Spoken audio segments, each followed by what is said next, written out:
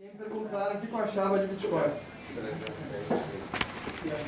E eu lembro quando me perguntaram isso, eu falei, cara, acho que isso não vai dar em nada, sinceramente. Acho que não vai dar em quase nada. Não cheguei a dizer, me atrever a dizer que era dinheiro de família, mas falei, cara, não dá bola, vai em ouro, outra coisa assim. Mas não entrei em muitos detalhes e disse que não era minha praia.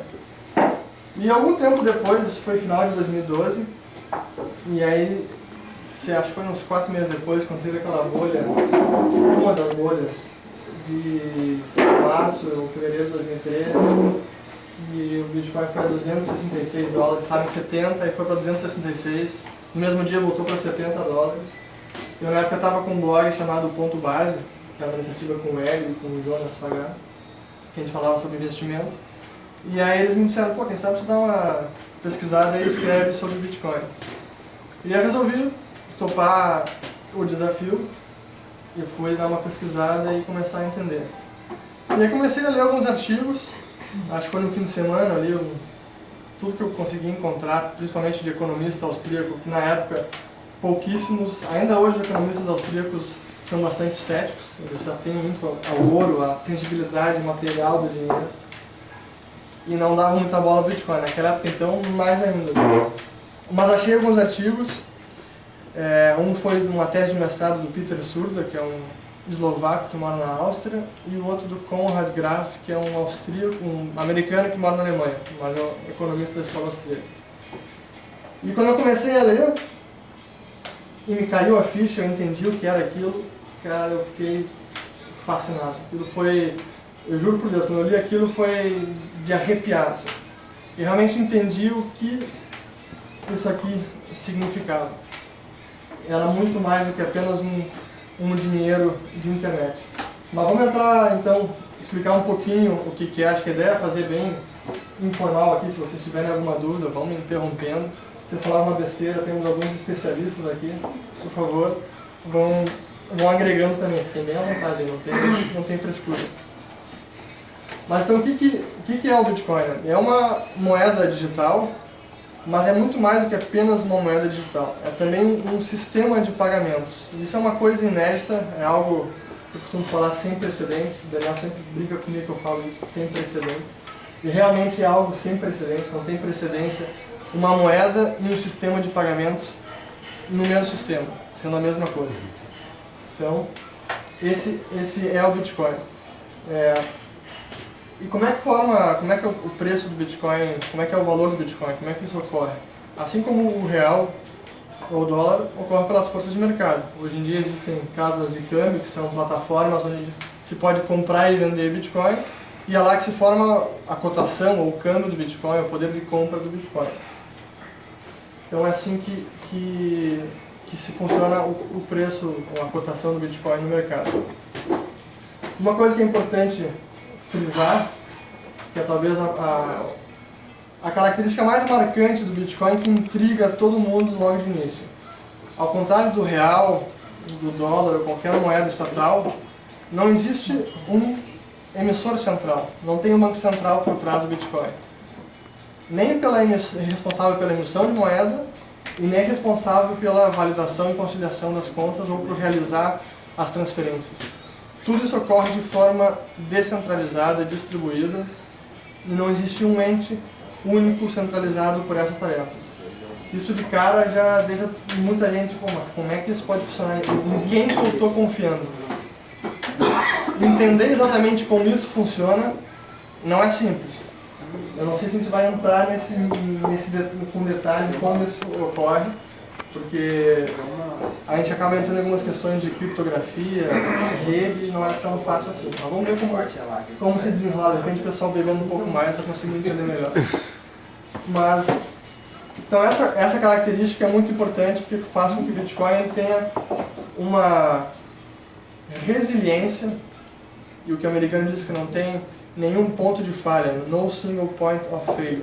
Que ao contrário de moedas digitais passadas, que foram tentadas e que não tiveram sucesso, sempre tinha alguém responsável ou pela emissão ou responsável por conciliar as contas.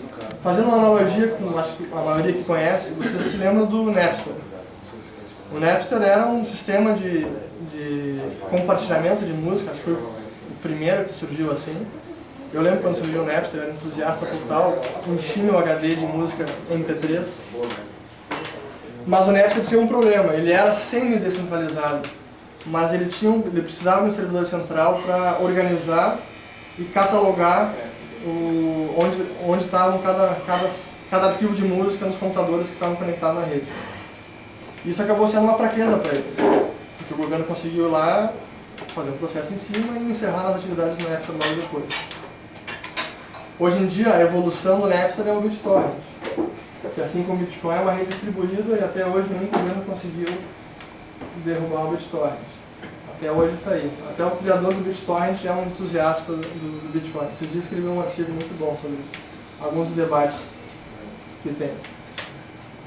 Outra coisa engraçada no Bitcoin e misteriosa é o seu criador. Até hoje ninguém sabe quem é. Se chama Satoshi Nakamoto. E a história do Bitcoin começou precisamente no dia 31 de outubro de 2008. Nesse dia, esse cara com o pseudônimo de Satoshi Nakamoto publicou um paper na internet chamado Bitcoin, a Peer-to-Peer Electronic Cash System, que é um sistema de dinheiro eletrônico de ponto a ponto, peer-to-peer. E nesse paper, ele descrevia como funcionava o Bitcoin, que era um sistema de dinheiro eletrônico que não dependia de nenhum intermediário, de nenhum terceiro de confiança para funcionar. Isso foi em outubro de 2008, um mês e meio depois da quebra do banco Lehman Brothers. Estava no estouro da crise. Óbvio que naquela época praticamente ninguém deu bola. E ele publicou esse paper numa lista de discussão de entusiastas, assim, por assim dizer, de criptografia, né, chamado de cypherpunks. Quem é do meio conhece, esse pessoal é bastante conhecido. O Julian Assange era desse meio do cypherpunk, que é o criador do Wikileaks. Se eu não me engano, tenho quase certeza que ele era. Se não é desse meio, é um outro similar. Então existem alguns anarquistas ou contra o Estado que eram desse meio também. Mas enfim, ele publicou nessa lista de discussão o paper e pouca gente deu bola. Até os especialistas do negócio, do assunto, em criptografia, que já conheciam alguma forma de dinheiro digital, os caras, em geral, desdenharam assim, cara, legal, já tentaram antes, isso aí não vai dar certo.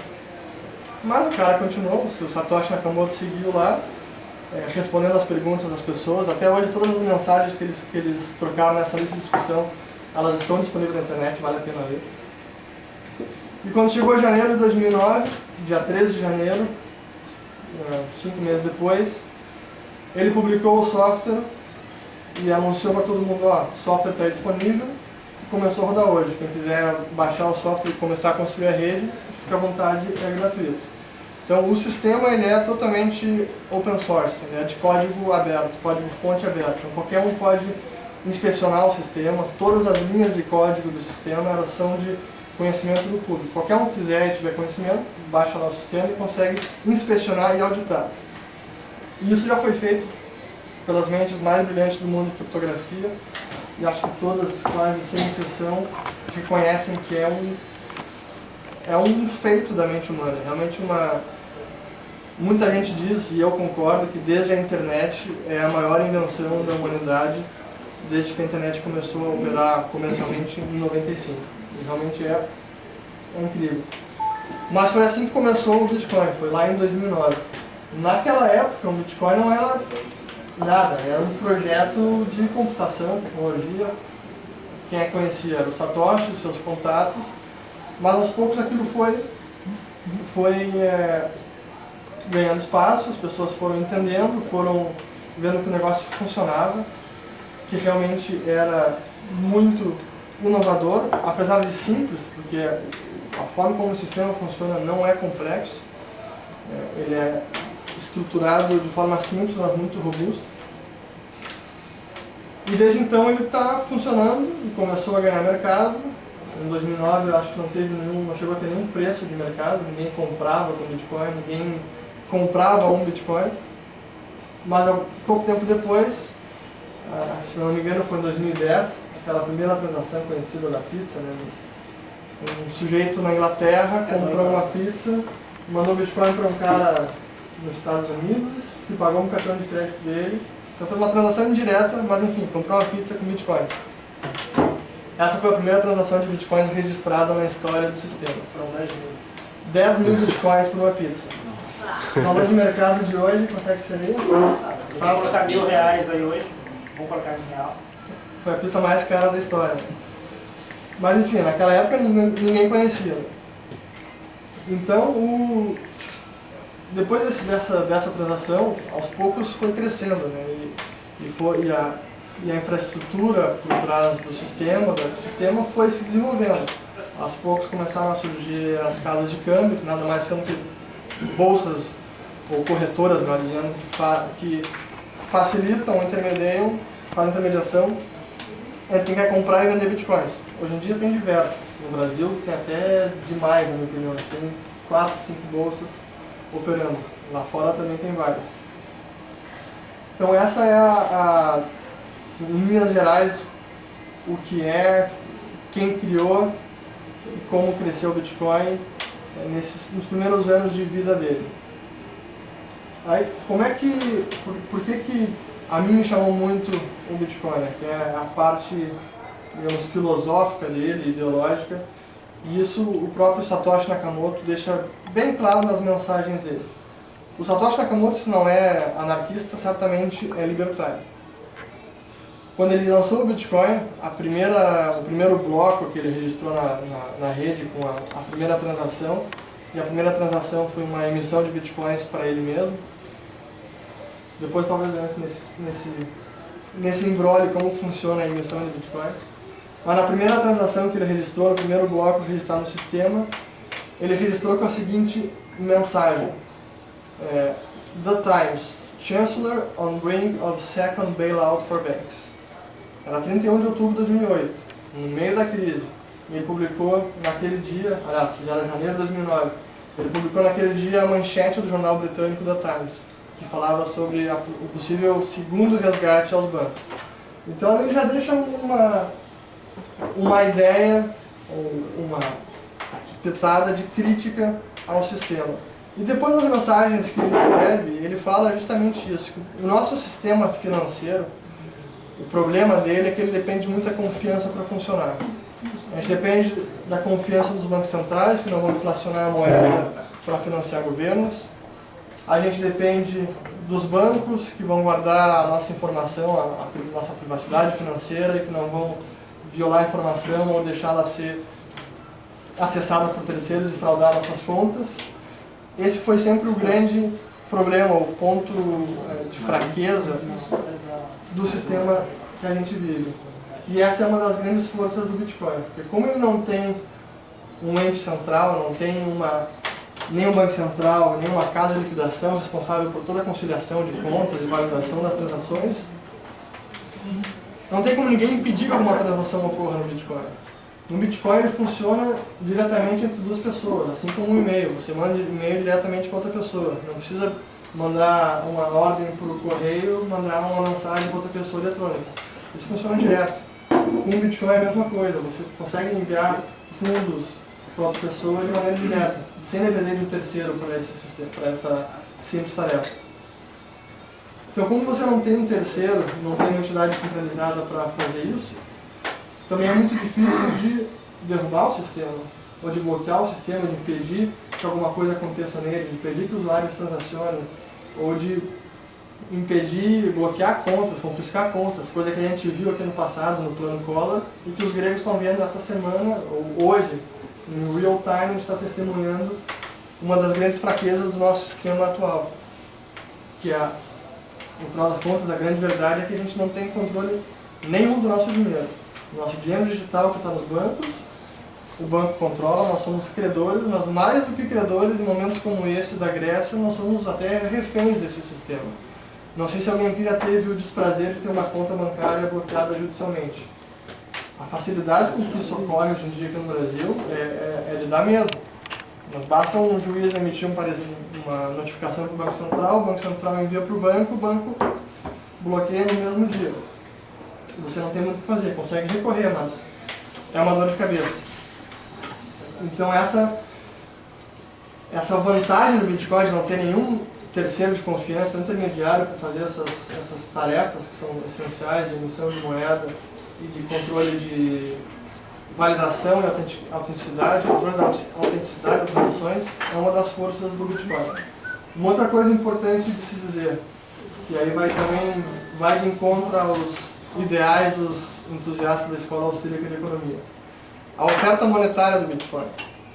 Ela foi definida pelo sistema, pelas regras lá no protocolo, então de saída o Satoshi Nakamoto criou com essas regras, e elas não podem ser violadas, que o máximo que bitcoins poderiam ser emitidos ao longo de toda a vida do sistema eram 21 milhões de unidades de bitcoin. E essa emissão de bitcoin se daria a uma taxa decrescente. Então, hoje em dia, ou melhor, quando começou, a taxa de emissão de bitcoins era de 50 bitcoins a cada 10 minutos em média.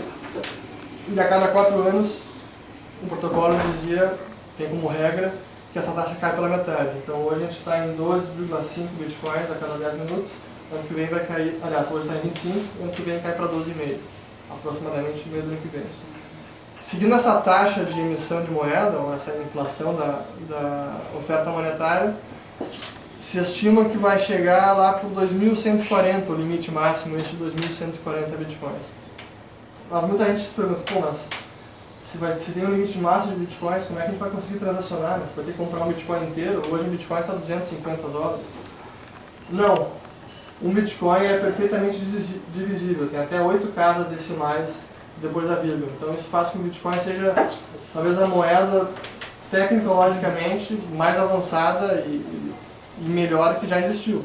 Então, para esse tipo de coisa, a divisibilidade da moeda, que é algo extremamente importante, e que no ouro é uma fraqueza, porque a gente tem um limite físico natural no ouro, essa é uma grande vantagem também do Bitcoin.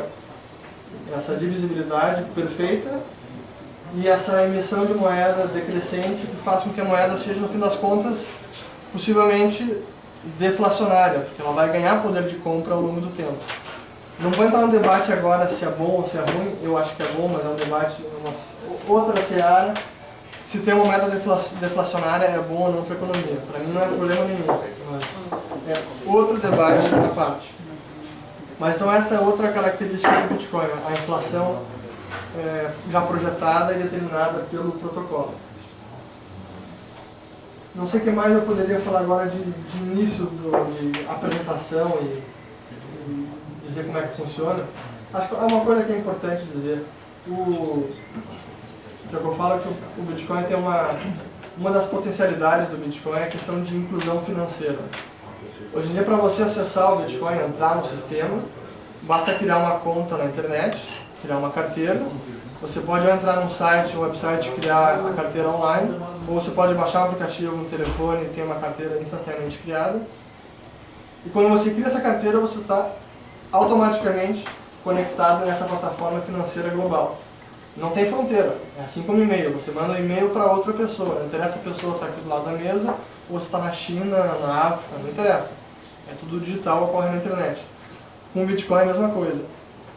E como essa facilidade de criar uma conta é algo que nenhum outro sistema bancário tem, a gente sabe como é complicado abrir uma conta bancária no Brasil, no exterior, até hoje a gente estava falando sobre isso. Às vezes é quase impossível. Os caras pedem a certidão de nascimento do cachorro, da avó, da Alemanha, e não consegue abrir. Isso no Bitcoin não acontece. Qualquer um pode criar uma conta. É assim como o e-mail. Qualquer um pode criar um e-mail na internet. Com o Bitcoin também, qualquer um pode criar uma conta. Então, o potencial que o Bitcoin tem de inclusão financeira é extraordinário. Basta ter uma conexão à internet e um smartphone e você está conectado nessa plataforma. Você pode começar a receber fundos de qualquer pessoa, de qualquer lugar do mundo, sem estar sujeito a nenhum banco central, a nenhum banco bloquear essa transação e impedir que você transacione com outra pessoa. Então isso é algo, para mim, também é primordial e faz com que o Bitcoin seja realmente algo instigante, inédito, e, na minha opinião, sem dúvida nenhuma, a inovação, a invenção mais importante desde a era da internet. Esse potencial que ele tem de inclusão financeira e de lutar contra a opressão financeira também, que é o que a gente tem nos nossos sistemas de moeda fiduciária, nosso sistema bancário tradicional, É algo realmente incrível. É claro que hoje em dia o Bitcoin não está num estágio altamente avançado de adoção. Poucas pessoas usam, ainda é muito pequeno. Se a gente compara a base monetária do Bitcoin, o valor de mercado da base monetária do Bitcoin, está em algo de 3 bilhões e meio de dólares ou 4 bilhões de dólares. Isso coloca o Bitcoin lá na 100ª posição de valor de mercado de moedas, comparando todas as moedas que a gente tem no mundo.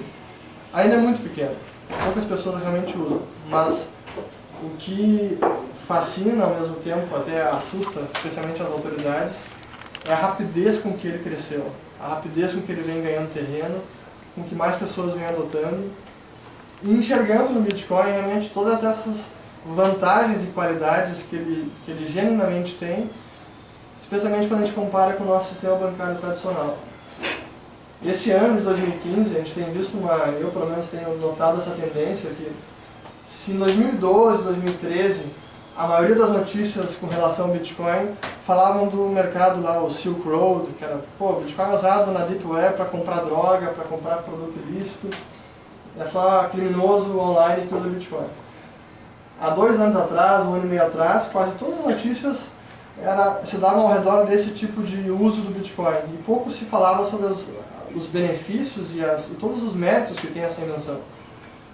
Hoje em dia, a gente vê o Banco Central discutindo, entendendo, emitindo não apenas pareceres, mas até estudos para entender a tecnologia e realmente dizendo, olha, tem alguns riscos e tal, mas alguns pontos são realmente relevantes e isso pode ter alguns impactos no mundo. Então, o que a gente vê hoje em dia dos bancos centrais, isso não é qualquer banco central, é do Federal Reserve, é do Banco Central da Inglaterra, é do Banco Central Europeu. Hoje em dia o que eles têm que eu acho que é um ceticismo cauteloso. Não dá para rechaçar por completo, mas também não dá para adotar, porque realmente o Bitcoin ele acaba sendo um grande concorrente, ele é um grande competidor, justamente às moedas estatais. Tem um programador russo chamado Oleg Ganzer, que fala que o Bitcoin não nasceu para concorrer com Visa ou Mastercard. Se fosse isso, ele nem teria teria nascido. O Bitcoin tenta concorrer com o Banco Central e com os bancos. Ele concorre com a moeda tradicional mesmo. Essa é a real razão de existir dele. Mas então por isso que os bancos centrais jamais vão abraçar de fato essa ideia. Mas sabem que também não podem rechaçar. Sabem que não podem rechaçar porque realmente existem inovações que não dá para ignorar. E ao mesmo tempo sabem, nesse ponto da tecnologia, eles sabem que eles não podem acabar com o Bitcoin. Nesse momento o Bitcoin já é o projeto de computação distribuída mais potente do mundo. Hoje em dia a estatística nem sei em que ponto está, mas 1 ano atrás a rede do Bitcoin, a força computacional da rede Bitcoin somada, a força da rede Bitcoin já era maior que os 500 supercomputadores do mundo somados. Isso há 1 ano atrás. E de 1 ano atrás para cá, a força da rede computacional dobrou. Então realmente é muito robusto o sistema, não tem como nenhum banco central, nenhum banco, nenhum bilionário conseguir violar essa rede, ou conseguir fazer com que o sistema seja interrompido. E vários já tentaram. Nesses 6 anos de moeda, mais de 6 anos de operação do sistema, diversos hackers já tentaram violar, tanto para o mal quanto para o bem. E o sistema Bitcoin, a rede Bitcoin, que se chama de blockchain, que é uma cadeia de blocos onde estão registradas todas as transações do sistema, e onde elas são registradas continuamente, esse sistema, essa rede nunca foi violada. Nunca conseguiram violar essa rede, impedir uma transação de ocorrer, ou reverter uma transação, ou falsificar a emissão de bitcoins, que hoje em dia é 25 bitcoins a cada 10 minutos. Ninguém consegue emitir mais do que 25 bitcoins a cada 10 minutos.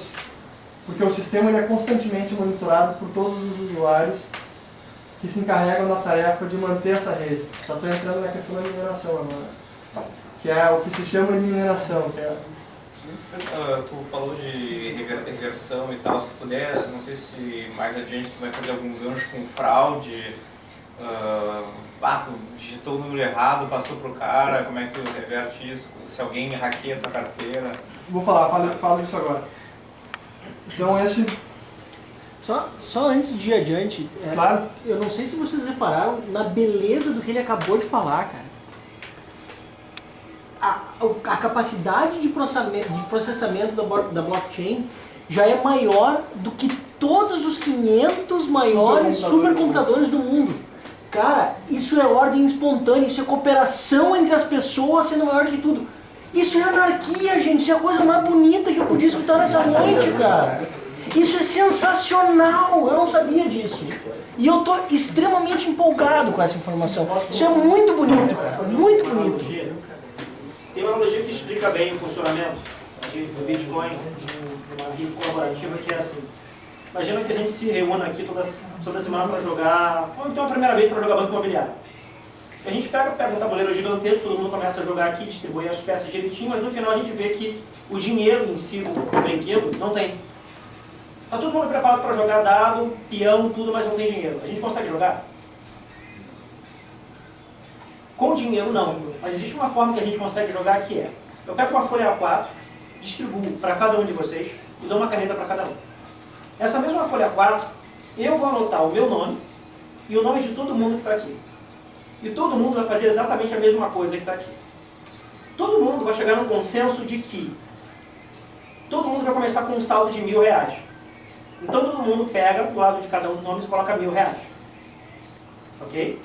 E a gente começa a jogar. É possível jogar, porque um vai controlar o outro. Então imagina que no meio do jogo eu queira comprar a ferrovia do Fernando. Isso vai custar R$100. Quando eu chegar num acordo do jogo com eles, que eu vou comprar a ferrovia, eu vou ter que dar R$100 a ele, e ele vai ter que me entregar a ferrovia ali. Quando eu dizer no meu papel que eu vou riscar Daniel, eu tenho agora 900, e vou riscar Fernando, tira 1.000, coloca 1.100. Antes, quando acabar essa atualização minha, eu vou ter que garantir que todos vocês também alterem no papel de vocês. Porque todo mundo aqui vai ser, ou seja, vai ser uma testemunha dessa transação. Quando todo mundo aqui confirmar que alteraram os papéis, essa confirmação vai ser efetivamente assim considerada pela rede como uma efetivação legal e correta. Agora imagina que depois a gente beber uma cerveja aqui, a gente tira uma pausa de 5 minutos, o Fernando muito malandro chega ali, anota, tira 1.100 e coloca 1.200 para ele. Quantos papéis vão ter atualização? Só dele? Isso significa que eles chamam de gasto duplo, ou seja, ele tentou gerar mais 100 unidades para ele. Quando ele voltar a jogar, ele vai querer gastar 1.200. Mas pessoal, peraí, todo mundo vai considerar, peraí, porque tu não tem 1.200. A rede vai expurgar essa transação dele. Eles chamam de gasto duplo. Então por que ele não consegue gastar o dinheiro dele? Porque ninguém aqui vai autorizar que ele, segundo as regras do jogo, consiga colocar mais dinheiro para ele sem que esse dinheiro não exista. A diferença é que no Bitcoin isso é feito de uma maneira baseada em criptografia, onde ninguém controla isso. A rede controla isso, ou seja, o software que está na minha máquina, né, consegue controlar esse tipo de transação e dizer, pô, isso aqui, esse cara tem esse dinheiro ou não tem. Todos concordam? Se ninguém diz que concorda, então esse cara não tem, ou seja, isso é um possível gasto duplo. Assim, conceitualmente falando. Então, a cada transação, todo mundo atualiza os seus papéis. Só que aí existem o que ele vai explicar agora, que são os mineradores. Ou seja, todo mundo tem uma cópia do papel, simplesmente anota e concorda. Só que tem uns caras que fazem cópia, como se fosse a prova dos 9. Em cima de um hash gigante de cálculo, de criptografia, existe uma relação de transações entre as pessoas. Quando eu transfiro um dinheiro para o Fernando, isso fica registrado ali. Isso gera um autenticador, igual do banco. Aí quando o Fernando transferir R$100 para ele, vai gerar um outro autenticador. Só que esse segundo autenticador vai ser gerado com base no meu autenticador. E quando ele transferir R$100 para você, vai gerar um outro autenticador com base no autenticador anterior. Então tu acaba criando uma chave, uma cadeia de dependência que, se você quiser gerar R$100 para você, tu vai ter que recalcular, com base na criptografia, quanto dariam as outras chaves anteriores. Deixa eu te pausar aqui. É basicamente... Deixa eu te pausar, não. Não sei se o pessoal entendeu, se eu confundi, né? A analogia é boa, mas sensacional. Mas eu vou voltar depois que você falou. É só para... O que ele falou deu uma boa introdução de como funciona o sistema, a validação de transações e o registro dela na rede. Mas só voltando à tua pergunta do se tu envia fraude. Então, no sistema, a fraude é impedida dessa forma que o Daniel falou. Eu já vou explicar um pouco mais. Fraude e erro de transferência, assim, né? Se você enviar, por exemplo, se você botar botar as transações irreversíveis. Então, se você irreversíveis. Então, no momento que você assinou a transação, enviou seus bitcoins para Carla e ela para enviar para o José da esquina, foi para ela. Então, isso é irreversível. Isso é uma vantagem e, em certos casos, pode ser uma desvantagem. Mas essa é a característica do sistema. Então, a transação é sempre final. Não tem como você depois de apertar o send, opa, errei, volta, cancela. Não vai se tornar. Não tem como se tornar. Então, quer perguntar? Não, quero saber. Então é assim que funciona. Uma coisa que é importante falar aqui, e que ano passado foi muito aconteceu na mídia, em diversas corretoras, diversas não, algumas, mas os jornais reportavam seguido isso. Beleza. Foi o problema de uma corretora japonesa chamada MTGOX, que acabou quebrando e muita gente perdeu seus bitcoins na corretora essa. Isso aconteceu não só com a MTGOX, aconteceu com outras que eram realmente investimentos fraude ou Ponzi, que tomavam dinheiro do investidor para pagar rendimento e só conseguiam pagar o rendimento que eles anunciavam quando pagavam mais investidores, quando tinha mais investidores entrando do que saindo, legítimo Ponzi. Vários serviços como esse também quebraram e muita gente perdeu bitcoins. Bom, o que é importante separar e entender? Essas pessoas que tinham dinheiro na corretora, que tinham bitcoin na corretora, elas estavam, nesse caso, correndo o risco da contraparte, o risco daquela corretora. Aquela corretora estava com uma devedora do cliente. O cara, como cliente da corretora, estava numa posição de criadora. Depois eu tenho os bitcoins com ela, agora ela me promete que tem os bitcoins lá. No fim das contas, essa não tinha. Até hoje não se sabe ao certo, foi a maior quebra da história do Bitcoin de corretoras. Até hoje não se sabe ao certo se ela estava realmente fraudando os clientes, se foi um hacker que roubou ela, ou um híbrido dos dois, não se sabe ao certo. Mas o fato é que ela perdeu muitos Bitcoins e muitos clientes. Acho que a cifra final era em 700 milhões de dólares, uma coisa assim. Era um absurdo. Foi coisa pra caramba. Muita gente saiu escaldada lá, e na mídia saiu pra caramba isso. Mas, mesmo as pessoas tendo perdido Bitcoin com essa empresa, a blockchain, o sistema, esse livro razão, que é onde estão todas as transações registradas, onde tem o saldo de todos os usuários, isso não foi jogado, isso continuou intacto. O que aconteceu foi uma empresa fraudulenta lá que foi pro breve. Então é como dizer, muita gente dizia, agora o Bitcoin morreu, o Mt. Gox quebrou, o Bitcoin morreu. É como dizer que o real morreu porque alguém assaltou a rede bancária do Banrisul.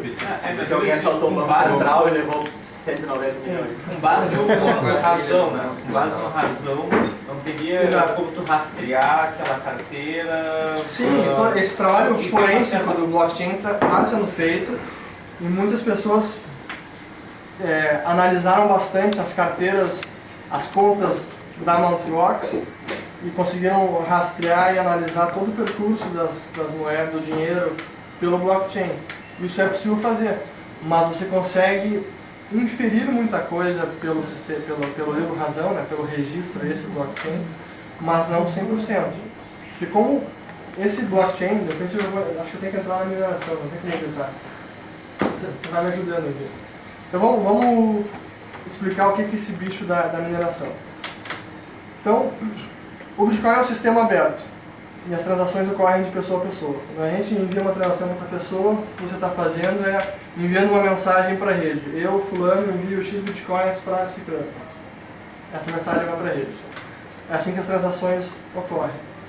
Mas quem é que valida essa transação? Se não tem uma entidade responsável por isso, quem é que vai validar essas transações e registrar que realmente o Daniel tem X Bitcoins e ele pode enviar para esse endereço que é um endereço válido, a transação está correta. Quem é que faz isso no sistema? Qualquer pessoa pode fazer isso no sistema, e essas pessoas são chamadas de mineradores. Qualquer pessoa pode baixar o software do Bitcoin, e setar a máquina, lá, programar a máquina para fazer esse processo de coletar as transações e validar na rede, validar a transação, autenticando a transação e registrar na rede. Mas por que alguém faria isso? Né? Por que algum sujeito lá benevolente ia se dar o trabalho de coletar as transações, verificar elas, validar e registrar na rede? Para conceder um incentivo a esse processo, o Satoshi Nakamoto criou a chamada recompensa em bitcoins. Então, cada vez que um sujeito coleta um conjunto de transações, valida elas e registra na rede, ele recebe uma recompensa em bitcoins, que hoje é aquela taxa que eu falei de 25 bitcoins. Então, quando um cara faz isso, ele recebe 25 bitcoins. Uma parcela disso, né? Porque tem várias transações. Sim, então, mas se for simplesmente isso, qualquer um pode validar e registrar e emitir bitcoins para si mesmo, logo a rede ia ser inundada com emissões de bitcoins e aquele limite de 21 milhões ia acontecer em segundos.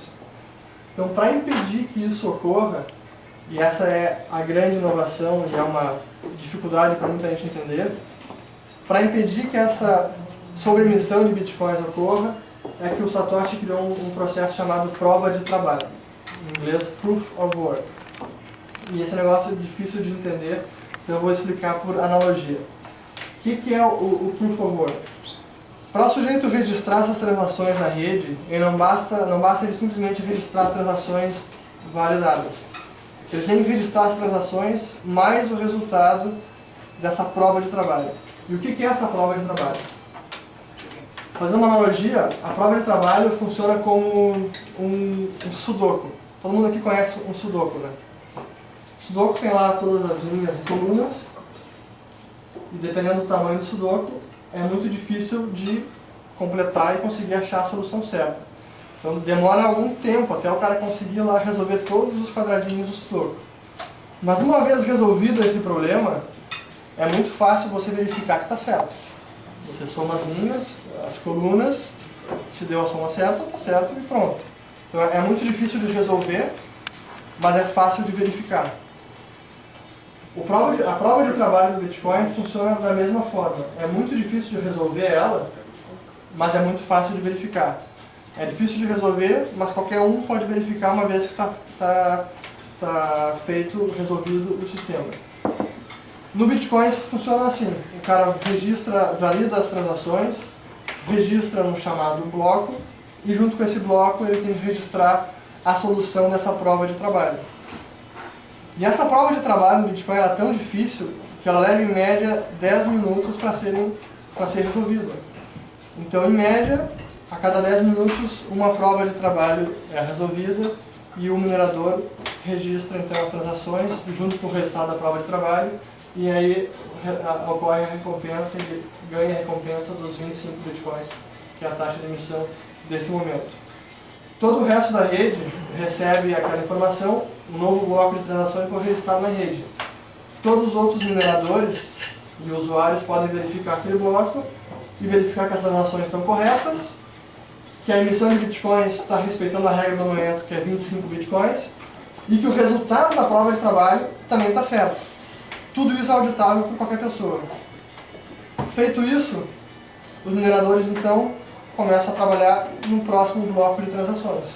E aquele bloco fica registrado para sempre. Agora, como é que isso impede com que haja uma sobreemissão de bitcoins? E garante a autenticidade do sistema e que as transações são fidedignas. Mas só isso não impede que ocorra o gasto duplo que o Daniel falou antes. O que realmente impede e evita esse gasto duplo no sistema? É que todos esses blocos de transações eles estão intimamente ligados ao bloco anterior. E o bloco anterior está intimamente ligado ao bloco anterior. Porque para resolver aquela prova de trabalho, você precisa incluir uma referência do bloco, digamos, o cabeçalho do bloco, uma referência qualquer, na solução do problema. Então, quando você resolve o problema de prova de trabalho, essa solução ela inclui uma referência àquele conjunto de transações. E aquele bloco inclui uma referência ao bloco anterior, e assim sucessivamente. Então isso forma uma corrente de blocos, por isso que se chama de blockchain. Então, todos os blocos de transações estão concatenados em ordem cronológica. Então, hoje em dia no blockchain, se você olha esse livro Razão, que nada mais é do que um livro Razão, ele contém todas as transações que ocorreram na história do Bitcoin, desde o primeiro bloco, chamado bloco Gênese, quando Satoshi Nakamoto criou o sistema em 2009, emitindo 50 Bitcoins para a conta dele. Então, o blockchain é um grande livro contábil que contém todas as transações que ocorreram na história do Bitcoin e que foram registradas na rede, validadas e registradas na rede. Então por que a gente diz que... Por que é importante essa estatística da força computacional na rede? Pelo seguinte, cada vez que mais computadores se dedicam a essa tarefa de minerar bitcoins, coletar as transações, validar as transações, registrar e ganhar recompensa, quanto mais gente se dedica a essa tarefa, mais difícil se torna aquele problema da prova de trabalho. Então o protocolo automaticamente ajusta a dificuldade do problema para que a taxa média de emissão e de resolução na prova de trabalho sempre respeite esses 10 minutos médios. Então, se amanhã a gente comprar bilhões em equipamentos para começar a minerar, em algumas semanas, ou em poucos dias, a dificuldade do sistema vai ser ajustada para que ela dê conta dessa nova força computacional dedicada à rede para manter essa taxa média de emissão. Então, por que é importante essa força computacional absurda que já tem dedicada à rede? Porque quando tem um bloco registrado, se você quiser alterar uma transação do bloco, você tem que refazer aquela prova de trabalho. Então, todo esse processo de 10 minutos começa do zero de novo. E se você quiser refazer ou reverter uma transação de um bloco anterior, você tem que refazer a prova de trabalho daquele bloco e de todos os blocos subsequentes.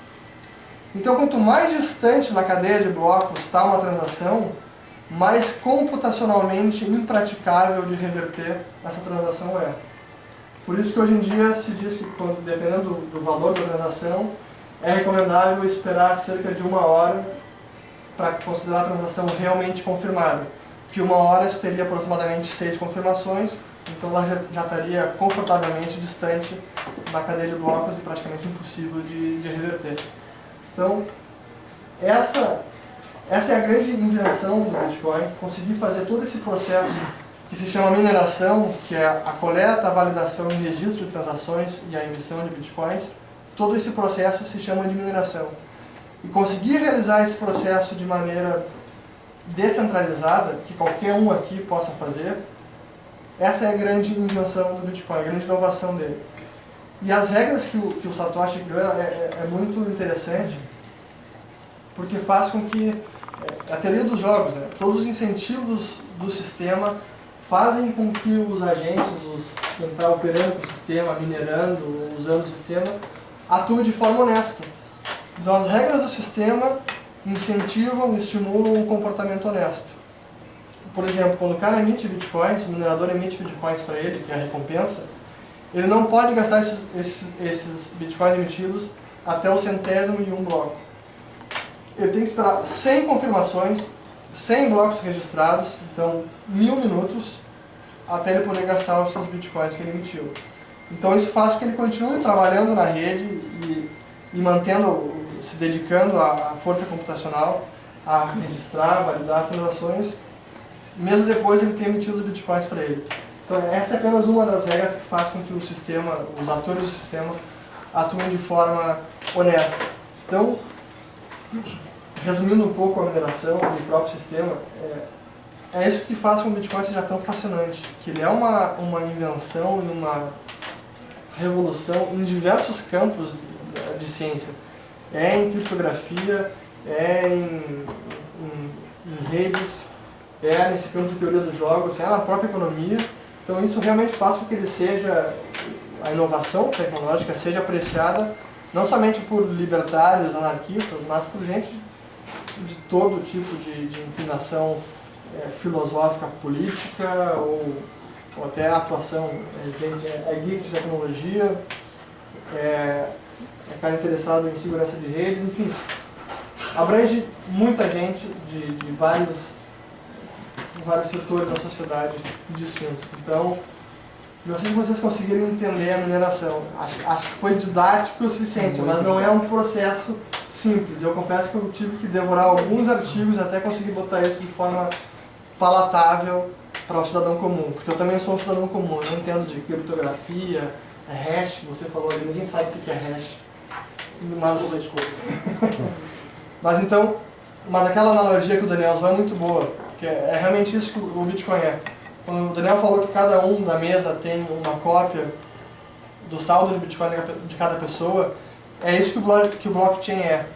Cada usuário do Bitcoin pode ter, mas não precisa, mas pode ter uma cópia desse livro contábil.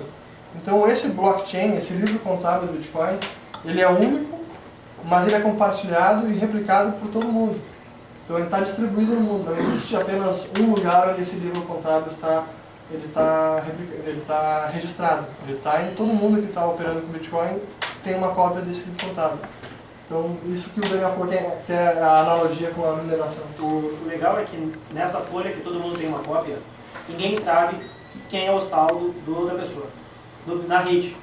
Então eu tenho alguém aqui que tem uma quantidade X de dinheiro, mas eu não sei se esse cara é você, se é ela, se é ele, tudo isso, porque é anônimo, é baseado em troca de endereço. Às vezes a pessoa pergunta, pô, mas será que um dia não vai acabar a quantidade de endereços disponíveis, já que cada pessoa pode criar quantos endereços quiser? Porque eu posso mandar gerar endereço. Todo endereço é um par de números, com uma relação criptográfica entre eles, aí é técnica mesmo. Hoje, se a gente pegar a quantidade de carteiras de endereços possíveis, a gente tem 2 elevado a 256. Isso é maior do que a quantidade de estrelas mapeadas. Todo estudo de astronomia já feito pelo ser humano, inclusive. Que é 2 vezes 2. Caralho. Vezes 2 vezes 2. Isso que o Daniel falou é importante pelo seguinte: a forma que foi projetada essa mineração e funcionamento do sistema tem algumas implicações. Uma delas é o que o Daniel disse. As transações são públicas e tudo que ocorre na rede é público. O que não é público é o endereço Bitcoin, ou a conta Bitcoin, a agência e conta do Bitcoin. É uma sequência alfanumérica, mas não tem como você associar aquela sequência a uma identidade.